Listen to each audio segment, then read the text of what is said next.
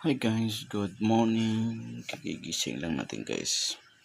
Ngayon habang katapos lang natin magising, ay ito ay ang ating hinahandang kape guys. Ito ay tinatawag na serpentina. Daon ng serpentina ay alam na natin mapait yan. Binababad ko lang ito sa tubig mainit guys. Kumuha lang ako ng mga 4 na pirasong dahon.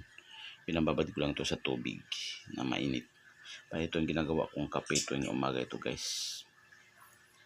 Hanggat pagkagising natin wala pang laman yung tiyan natin, ito na yung ginagawa kong iniinom ko tuwing umaga, kasi para bababa ang ating sugar.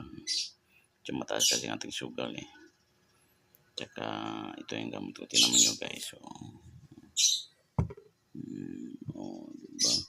Serpentina, mapait.